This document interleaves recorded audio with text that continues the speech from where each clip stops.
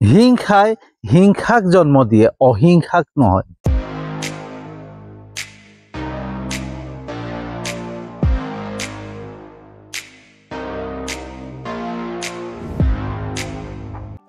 Good evening বন্ধুসকল, শুভ সন্ধ্যা। তো বন্ধুসকল, চাৰিওফালে মাত্ৰ হিংসা, প্ৰতিটো ক্ষেত্ৰতে হিংসা। ইজনে সিজনৰ প্ৰতি হিংসা, ধৰ্মক লৈ হিংসা, জাতিক লৈ হিংসা, মাটিক লৈ হিংসা, নিজৰ ব্যক্তিগত কাৰণত কাৰোবাক লৈ পেলাই হিংসা, হয়নে? চাৰিওফালে মাত্ৰ হিংসা। সামাজিক মাধ্যম খুলিবই নোৱাৰি, ফেচবুক ইউটিউবত মাত্ৰ হিংসা, হয়নে? কোনোবাই কাৰোবাক গালি পাৰিছে, কোনোবাই কাৰোবাক বেয়া কৈছে। মানুহৰ চিন্তাধাৰা, মানুহৰ মনত এটাই ভাৱ যে কাৰোবাক যদি দমন কৰিবলৈ হয়, হিংসাৰেহে দমন কৰিব পাৰি। সেইকাৰণে কোনোবাই যদি বেয়াকৈ কৈছে তাক বেয়াকৈ ক'ব লাগে, কোনোবাই যদি গালি পাৰিছে তাক বেয়াকৈ গালি পাৰিব লাগে, হয়নে? আৰু যেতিয়াই কোনোবাই কাৰোবাক গালি পাৰে, কোনোবাই কাৰোবাক বেয়াকৈ কয়, সন্মুখত থকাজনে ইজনেও প্ৰতিক্ৰিয়া দিবৰ কাৰণে সিজনেও গালি পৰা আৰম্ভ কৰে, সিজনেও বেয়াকৈ কয়। আৰু যেতিয়া সেই আক্ৰমণ প্ৰত্যাক্ৰমণ হৈ থাকে, সেই আক্ৰমণ প্ৰত্যাক্ৰমণৰ মাজতে সৃষ্টি হয় সংঘাতৰ। আৰু যেতিয়া সংঘাত বাঢ়ি বাঢ়ি গৈ থাকে, সেই তেতিয়াই মানুহৰ হাতলৈ অস্ত্ৰ আহে। কাৰণ যেতিয়াই সংঘাত বাঢ়ি গৈ থাকিব, তেতিয়াই মানুহৰ মনলৈ আক্ৰমণক ভাৱ আহিব, হয়নে? ক্ষোভ ভাৱ আহিব, খং ভাৱ আহিব। আৰু যেতিয়া খং আহিব, তেতিয়া মানুহৰ হাতলৈ অস্ত্ৰ আহে আক্ৰমণ কৰিবৰ কাৰণে। আৰু যেতিয়াই অস্ত্ৰ আহে বন্ধুসকল, সেই ব্যক্তিজনে সন্ত্ৰাসবাদী হৈ পৰে, উগ্ৰবাদী হৈ পৰে। বন্ধুসকল, আমি ভাবোঁ যে যিসকলৰ হাতত অস্ত্ৰ আছে, যিসকলে য'তে ত'তে বোম দিয়ে, যিসকলে মানুহ মাৰে, সেইসকলেই সন্ত্ৰাসবাদী। বন্ধুসকল, সেইসকলতো সন্ত্ৰাসবাদী হয়েই। তাতকৈ ডাঙৰ সন্ত্ৰাসবাদী সেইসকল হয় যিসকলে হিংসা বিয়পায়, যিসকলে প্ৰতিটো ক্ষেত্ৰতে হিংসা দেখা পায়, যিসকলে প্ৰতিটো ক্ষেত্ৰতে হিংসা বিয়পাই থাকে, হয়নে? সেইসকল প্ৰধান সন্ত্ৰাসবাদী। কাৰণ যিসকলে হিংসা বিয়পায় নহয়, সেই হিংসাৰ পৰাই আৰম্ভ হয় সংঘাতৰ, আৰু সংঘাতৰ পৰাই সৃষ্টি হয় সন্ত্ৰাসবাদী। তেতিয়াহ'লে আটাইতকৈ ডাঙৰ সন্ত্ৰাসবাদী কোন? যিসকলে হিংসা বিয়পায়, হয়নে? বন্ধুসকল, আমি আনক যেনেকৈ ব্যৱহাৰ কৰিম, আমাকো সেই তেনেকৈ ব্যৱহাৰ কৰিম, হয়নে? আমি আনক যি দিম, সেইটোৱে আমি পাম। গতিকে আমি যদি আনক হিংসা দিছোঁ, তো হিংসাই পাম। আনক যদি প্ৰেম দিছোঁ, ভাল পোৱা দিছোঁ, তেতিয়া ভাল পোৱা পাম, প্ৰেম পাম, হয়নে? তো আমাৰ যিকোনো সমস্যাৰ সমাধান হিংসা নহয়, হয়নে? আমি প্ৰেমেৰেও, ভাল পোৱাৰ মাধ্যমেৰে, প্ৰেমৰ মাধ্যমেৰেও, অহিংসাৰ মাধ্যমেৰেও সমাধান কৰিব পাৰোঁ। কিন্তু আমাৰ চিন্তাধাৰা, আমাৰ মনত এটাই ভাৱ হৈ আছে যে আমি কাৰোবাক গালি পাৰিলে, কাৰোবাক বেয়াকৈ ক'লেহে আমি তাক দমন কৰিব পাৰিম।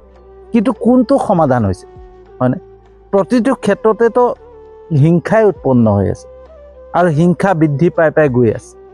আৰু যিমানে হিংসা বৃদ্ধি পাই গৈ থাকিব, সিমানেই পৰিস্থিতি বেয়ালৈ গৈ থাকিব, হয়নে? তো বন্ধুসকল, কেতিয়াও আমি হিংসাৰে কোনো কাম সমাধান কৰিব নোৱাৰোঁ। আমি অহিংসাৰ পথ ল'বই লাগিব, হয়নে? শান্তিৰ পথ, আমি যদি শান্তি বিচাৰোঁ, শান্তিৰ পথেৰে যাব লাগিব, হয়নে? বন্ধুসকল, মই হিন্দু ল'ৰা, গতিকে মই হিন্দুৰ বিষয়ে ক'ম। মই আনৰ বিষয়ে মই ক'ব নাজানো, আনে যি কৰিছে সেইটো নাজানো, কিন্তু মই নিজৰ বিষয়ে ক'ব বিচাৰোঁ, ঠিক আছে? তো আজি আমাৰ দেশৰ পৰিস্থিতি কি হৈ আছে, যে ধৰ্মক লৈ পেলাই যোনটো যাক কয় পন্থা, হয়নে? আমি পন্থাকে ধৰ্ম বুলি কওঁ। তো সকলোৱে যেতিয়া পন্থাকে ধৰ্ম বুলি কয়, মই ধৰ্ম বুলিয়ে কৈছোঁ। তো মই আমাৰ ধৰ্মটোক বচাবৰ কাৰণে, আমাৰ ধৰ্মটোক সুৰক্ষিত কৰিবৰ কাৰণে আমি কি কৰিছোঁ? আমি আনৰ ধৰ্মক নিন্দা কৰি আছোঁ, আমি আনৰ ধৰ্মক গালি পাৰিছোঁ, আনক গালি পাৰিবলৈ গৈ আছোঁ। আমি যদি নিজৰ ঘৰখন প্ৰথম ঠিক কৰি ল'ব নোৱাৰোঁ, আমাৰ ঘৰখন সুৰক্ষিত কৰি ল'ব নোৱাৰোঁ, তেতিয়াহ'লে আমি আনক গালি পাৰিলে, হয়নে? আজি মোৰ ঘৰখনৰ ভিতৰত, এই ঘৰখনত যিমানখিনি সদস্য আছোঁ, সেই ঘৰখনৰ সদস্যৰ মাজতে যদি মিল নাই, ইজনে সিজনৰ প্ৰতি বেয়া ভাৱ আছে, সিজনে সিজনৰ প্ৰতি হিংসা ভাৱ আছে, তেতিয়াহ'লে আনে সহজতে আমাৰ ঘৰখনত সোমাবৰ কাৰণে সুবিধা পাব, হয়নে?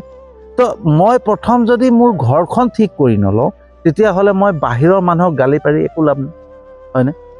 বাহিৰৰ মানুহে আমাক যে বেয়া কৰিছে, বাহিৰৰ মানুহে আমাক অপকাৰ কৰাৰ চেষ্টা কৰিছে, সেই বুলি আমি বাহিৰৰ মানুহক গালি পাৰি লাভ নাই। কাৰণ সেই সুবিধাকণ কোনে দিছে?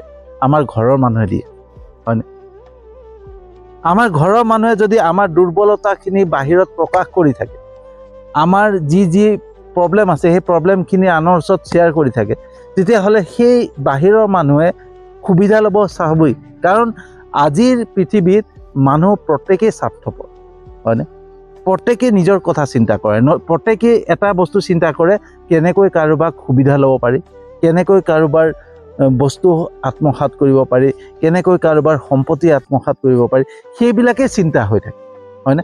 তো সেয়া অকল বেলেগৰে নহয়, প্ৰত্যেকৰে মনোভাৱ, প্ৰত্যেকৰে চিন্তাধাৰা একেই, হয়নে? তো আমি বেলেগ এটা ধৰ্মৰ, বেলেগ এটা সম্প্ৰদায়ৰ মানুহক আমি গালি গালাজ পাৰি, বেলেগ এটা সম্প্ৰদায়ৰ মানুহক আমি তাচ্ছিল্য কৰি, নিন্দা কৰি একো লাভ নাই, যেতিয়ালৈকে আমাৰ নিজৰ ঘৰখন, আমাৰ নিজৰ ধৰ্মৰ মানুহখিনিক আমি একত্ৰিত কৰিব নোৱাৰোঁ, হয়নে? আমি আমাৰ ধৰ্মৰ মানুহখিনিক কিমান একত্ৰিত কৰিছোঁ? এতিয়া আমাৰ হিন্দু ধৰ্মৰ মাজত কিমানটা জনগোষ্ঠী সোমাই আছে? প্ৰত্যেক জনগোষ্ঠীৰ মাজত সমভাৱ আছেনে? সমদৃষ্টি আছেনে? আজি মই কলিতা ল'ৰা হৈ পেলাই মই কোনোবা কৈৱৰ্ত মানুহৰ ঘৰত খাব গ'লে বদনাম ওলাই গ'ল, হয়নে? তই তাৰ ঘৰত কেলে খালি, সেই ঘৰ মানুহৰ ঘৰত খাই আহিলি, তো গাঁৱৰ পৰা বাহিৰ কৰিব লাগিব, ৰাইজৰ পৰা বাহিৰ কৰিব লাগিব। তো আমাৰ মাজতে একতা নাই। আমি আমাৰ নিজৰ ধৰ্মৰ মানুহখিনিকে আমি সমদৃষ্টিৰে চোৱা নাই, সমভাৱেৰে চোৱা নাই। আকৌ আমি বাহিৰৰ মানুহখিনিক, বেলেগ সম্প্ৰদায়ৰ মানুহক আমি গালি পাৰি, নিন্দা কৰি একো লাভ নাই, যেতিয়ালৈকে আমাৰ নিজৰ ঘৰখন আমি সুৰক্ষিত কৰিব নোৱাৰোঁ, আমাৰ নিজৰ ধৰ্মৰ মানুহখিনি সুৰক্ষিত কৰিব নোৱাৰোঁ, হয়নে? মই সামাজিক মাধ্যমত এইকেইদিন প্ৰত্যেক দিনাখনে বন্ধুসকল পাই আছোঁ যে ইজনে এটা কথা কয়, ইজনে এটা কথা কয়, সিজনে কয় তই আহ মোৰ জেগাত মই তোক মাৰিম, সিজনে কয় আহ তই মোৰ জেগাত মই তোক মাৰিম, হয়নে?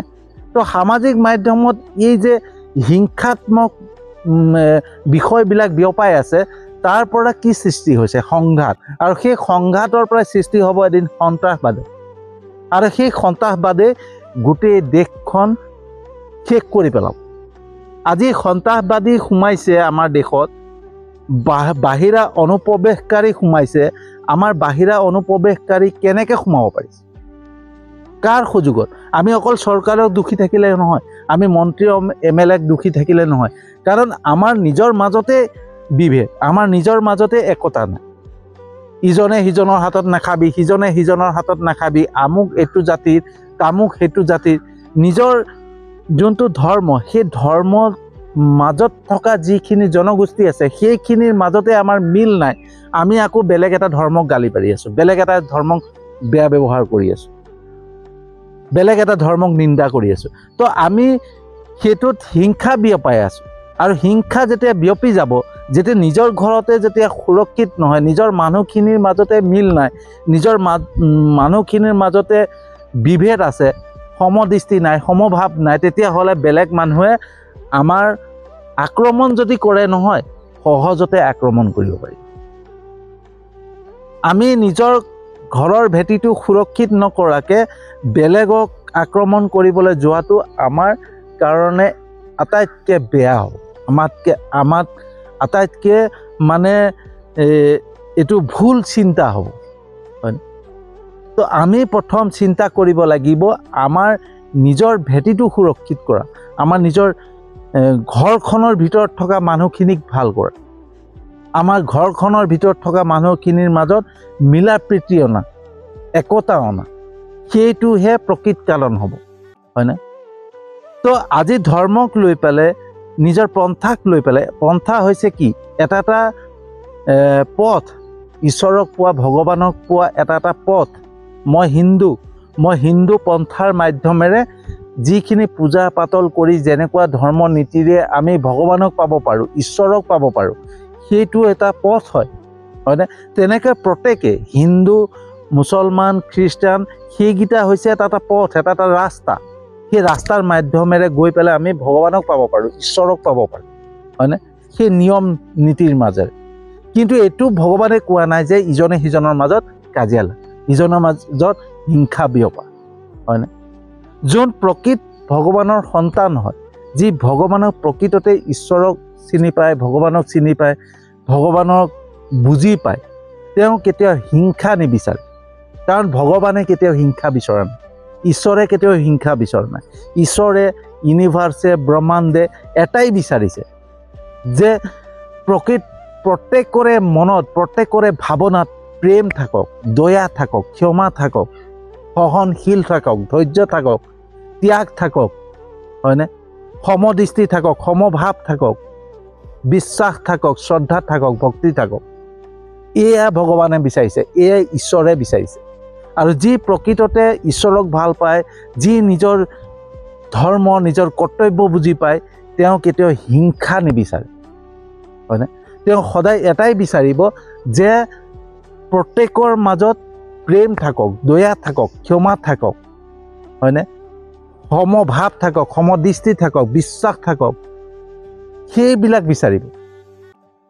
কোনো কাকো হিংসা কৰাটো এজন প্ৰকৃত ধৰ্মৰ মানুহে, প্ৰকৃত যি ঈশ্বৰক বিশ্বাস কৰে, তেওঁ কেতিয়াও নিবিচাৰে, হয়নে? তো হিন্দু সভ্যতাৰ মাজত, হিন্দু সভ্যতাত আগৰ পৰা যিটো আছিলে সেইটো আছিলে প্ৰেম, সহনশীল, ধৈৰ্য। কিন্তু আজি আমি কি কৰি আছোঁ? আমি সেইখিনি মানুহক আশ্ৰয় দি আছোঁ, যিখিনি মানুহ সন্ত্ৰাসবাদী, যিখিনি মানুহ অনুপ্ৰৱেশ, যিখিনি মানুহে আজি আমাক আক্ৰমণ কৰিবৰ কাৰণে চিন্তা কৰি আছে। তেওঁলোকে মনত পালি থৈছে যে কেনেকৈ আক্ৰমণ কৰোঁ, কিন্তু আমি তেওঁলোকক আমাৰ দুৰ্বলতা প্ৰকাশ কৰি আছোঁ। আৰু আমাৰ দুৰ্বলতা প্ৰকাশ কৰি তেওঁলোকক শক্তি বৃদ্ধি কৰি আছোঁ। তেওঁলোকক আমি যিমানে বেয়াকৈ কৈছোঁ, যিমানে গালি পাৰিছোঁ, যিমানে আমি অত্যাচাৰ কৰাৰ চেষ্টা কৰিছোঁ, সিমানে তেওঁলোকে মানে শক্তি বৃদ্ধি কৰি আছে, যাতে আমাক সহজতে আক্ৰমণ কৰিব পাৰি।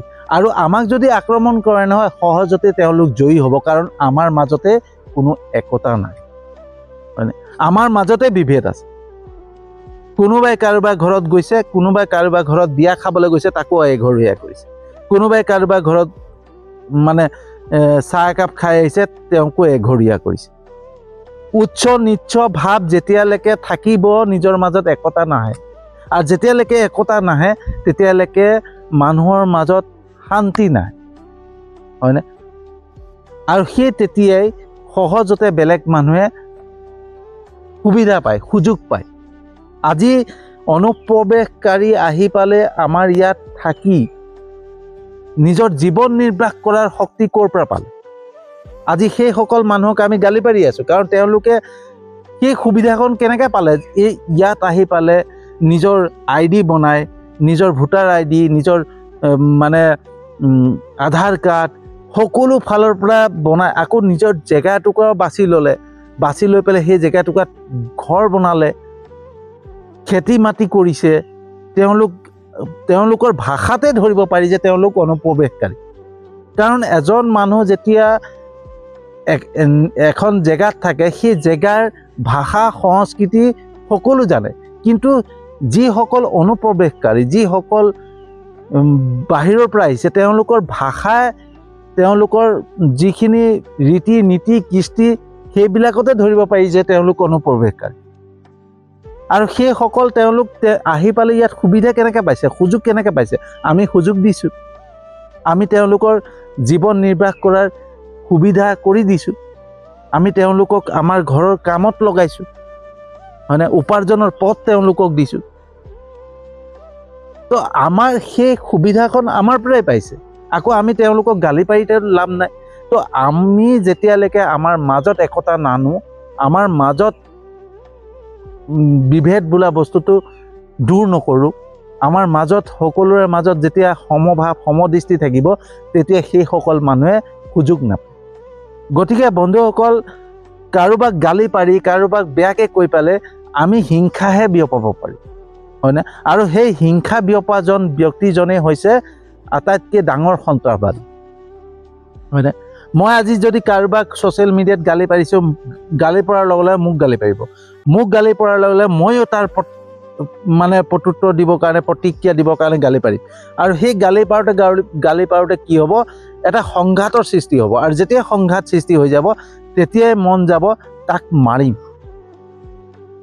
আক্ৰমণক ভাৱ আহি পৰিব আৰু যেতিয়া আক্ৰমণক ভাৱ আহি পৰিব তেতিয়া হাতলৈ অস্ত্ৰ আহিব আৰু যেতিয়া অস্ত্ৰ আহিব বন্ধুসকল তেতিয়াই সন্ত্ৰাসবাদৰ সৃষ্টি হয় এই সন্ত্ৰাসবাদীক আমি গালি পাৰি লাভ নাই সন্ত্ৰাসবাদী উগ্ৰবাদী এইবিলাকক গালি পাৰি লাভ নাই তেওঁলোকতকৈ ডাঙৰ উগ্ৰবাদী তেওঁলোকতকৈ ডাঙৰ সন্ত্ৰাসবাদী আমি যিসকলে আমি সন্ত্ৰাস বিয়পাই আছোঁ হিংসা বিয়পাই আছোঁ হয়নে তো বন্ধুসকল যি হিংসা বিয়পায় যি সন্ত্ৰাসবাদ কৰে যি মানুহক মাৰিবৰ কাৰণে চিন্তা নকৰে যি মানুহক বেয়াকৈ ক'ব চিন্তা নকৰে তেওঁলোক কেতিয়াও ভগৱানৰ ভক্ত হ'ব নোৱাৰে কেতিয়াও তেওঁলোকৰ ঈশ্বৰৰ সন্তান হ'ব নোৱাৰে তেওঁলোকক কেতিয়াও সৃষ্টিকৰ্তাই মানে স্থান নিদিয়ে তেওঁলোক সদায় অসুৰৰ স্থান হয়নে তেওঁলোক অসুৰৰ দৰে তেওঁলোকে সদায় মাত্ৰ হিংসাই চিনি পায় কাৰোবাক বেয়াকৈ কৈ চিনি পায় কাৰোবাক আঘাত কৰি চিনি পায় কাৰোবাক গালি পাৰি চিনি পায় হয়নে আৰু শাস্ত্ৰত লেখা আছে যে পাপক ঘৃণা কৰা পাপীক নহয় তো আমি যদি সেই শাস্ত্ৰৰ কথাবিলাক গুৰুত্ব নিদিওঁ তেতিয়াহ'লে আমাৰেই দুখ হয়নে তো পাপক ঘৃণা কৰিব কৈছে আমি পাপখিনিক যিখিনি পাপ সেইখিনিক ঘৃণা কৰোঁ সেইখিনি কেনেকৈ শুদ্ধ কৰোঁ সেইটো চিন্তা কৰিব লাগে আমি পাপীক গালি পাৰি লাভ নাই হয়নে আমি যদি পাপীক গালি পাৰোঁ নহয় তেতিয়া পাপৰ সংখ্যা বৃদ্ধি পাই গৈ থাকে ছেম তেনেকুৱাই হয়নে তো বন্ধুসকল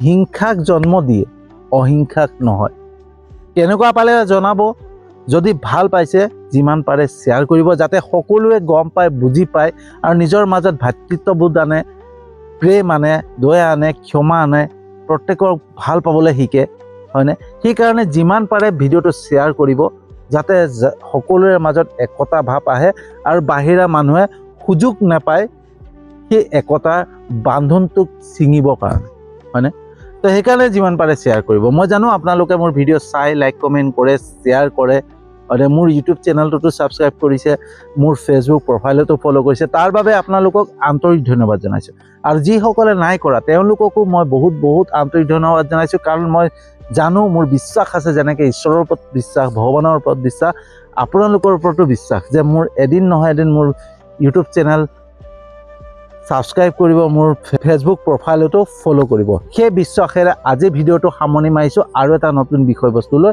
আহিছোঁ